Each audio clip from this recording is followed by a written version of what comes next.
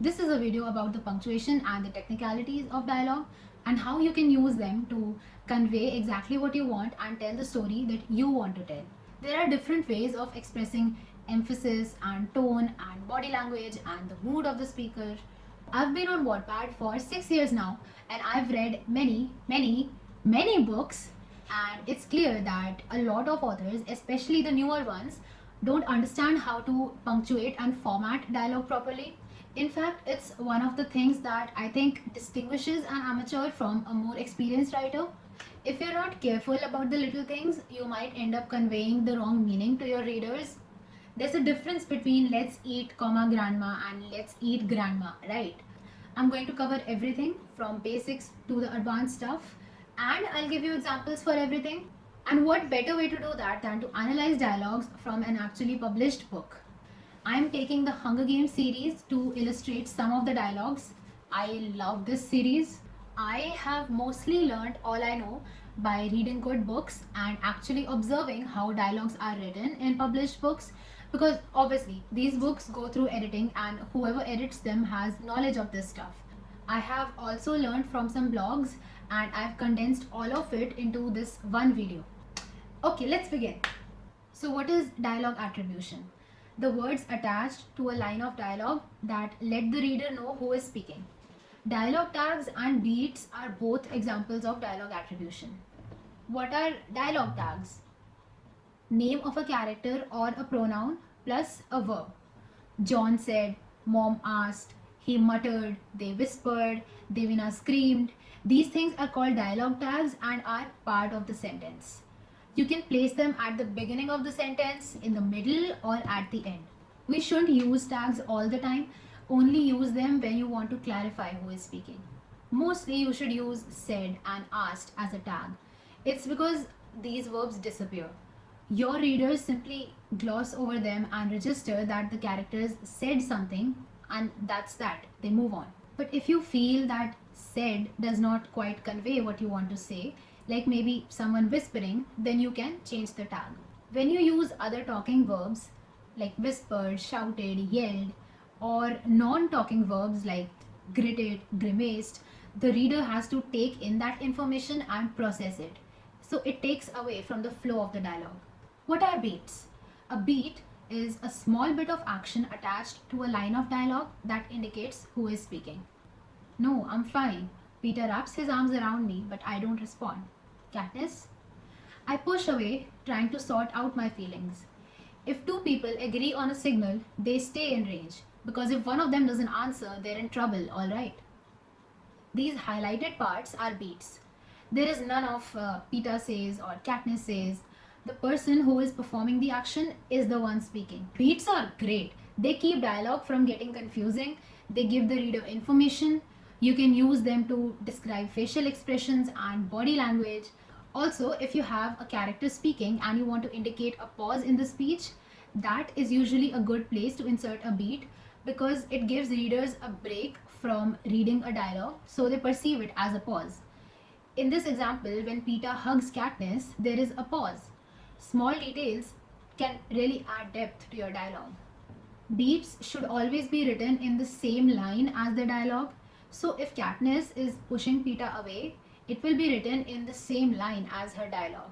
I've seen people on Wattpad writing the character's dialogue in one line and then the same character's action in another line, and that's incorrect because it gives the feeling that two different people are doing those things. One is speaking and someone else is doing the action. Here's another example, not from the Hunger Games. She stomped away, her hands balled into fists at her side. Don't worry about it. I'm fine. She hugged his waist, kissing his forehead tenderly. Don't worry about it. I'm fine. So you see what a difference a beat can make.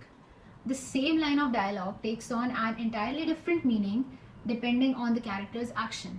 What is implied attribution? You should not always use dialogue tags or beats because they get repetitive.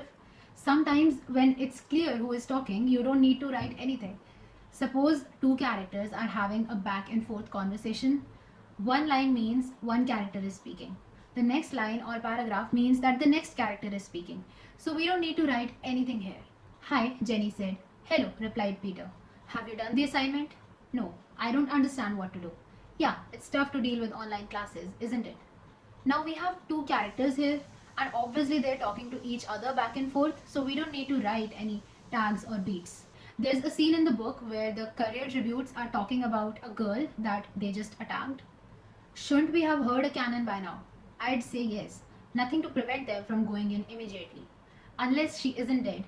She's dead. I stuck her myself. Then where's the cannon? Someone should go back, make sure the job is done. Yeah, we don't want to have to track her down twice. I said she's dead. Now there's a group of people arguing, and we don't really know who is saying what, but that is okay because it's not important. All that the reader needs to know is the conversation and where it is heading to. The punctuation of dialogues. Dialogue tags at the start of a sentence. Effie swoops down on me like a hawk, smacking my hands and yelling, not above the ankle. Before the dialogue starts with double quotes, there's a comma. And you'll also notice that the N is capitalized. That is because when Effie starts speaking, it's a new sentence. She hasn't said anything before that she's continuing. She's starting to speak a new sentence. Dialogue tags in the middle of a sentence. They call it hot chocolate, says Peeta. It's good. Here, Peeta is speaking two different sentences, so you'll notice a full stop after Peeta. Then the next sentence starts. It's good is a new sentence, and that's why it starts with a capital letter. I have to go home, I said, so I'll see you later. This one is not from the book. Notice that there is just one sentence that is spoken, and the dialogue tag comes in the middle of it.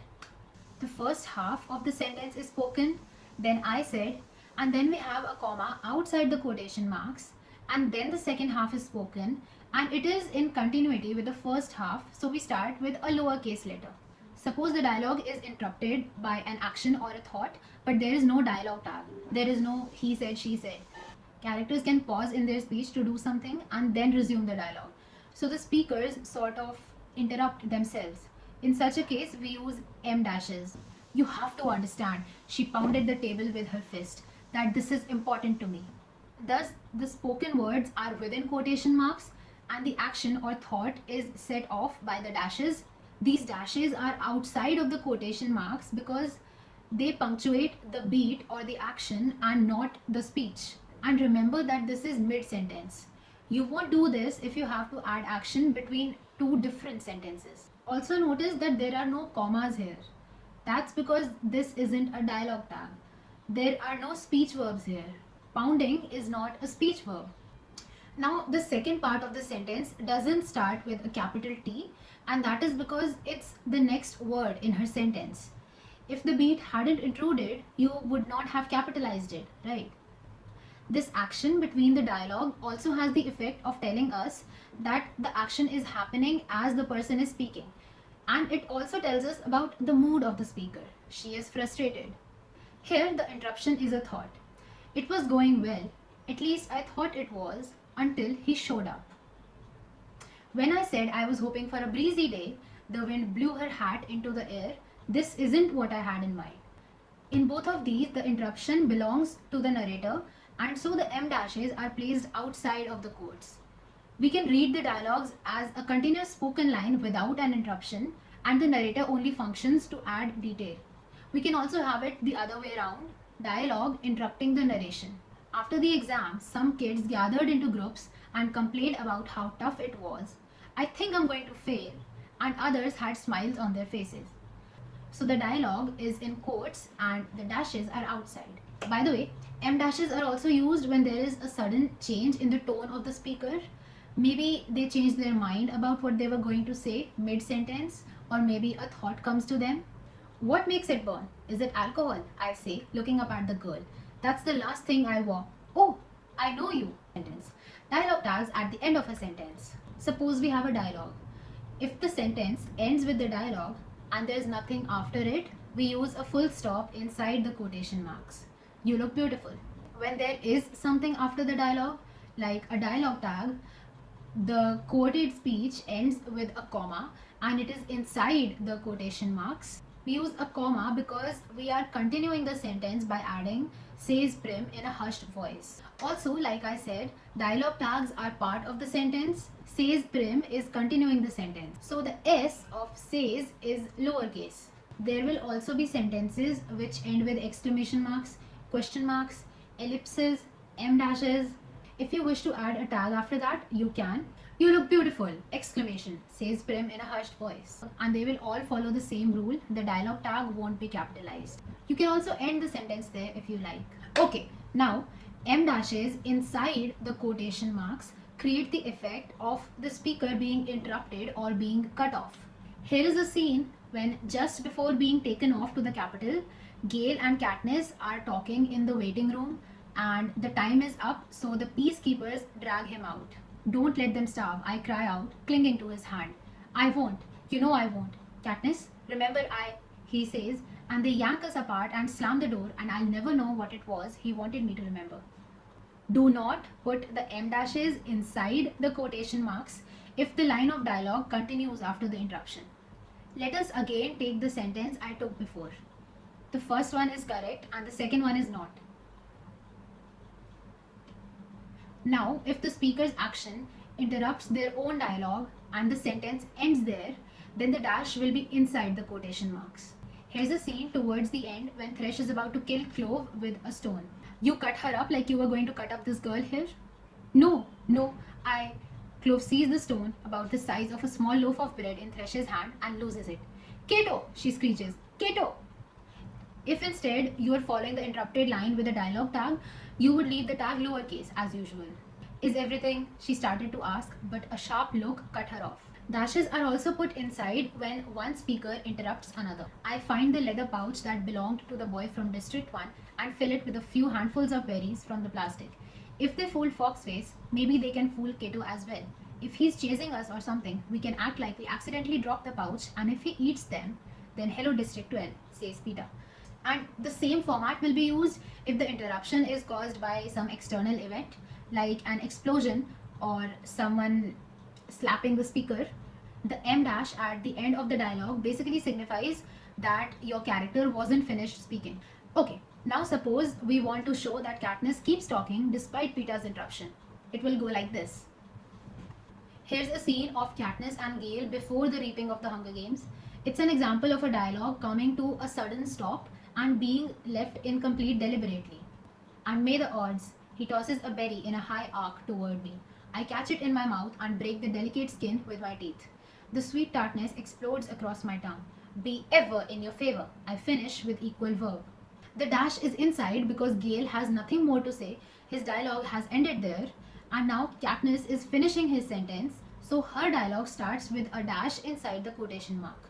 Suppose a character walks into a room, others are already talking, and our character starts hearing the dialogue midway. So again the dialogue starts with a dash inside the quotation marks. Ellipsis, also called suspension points or ...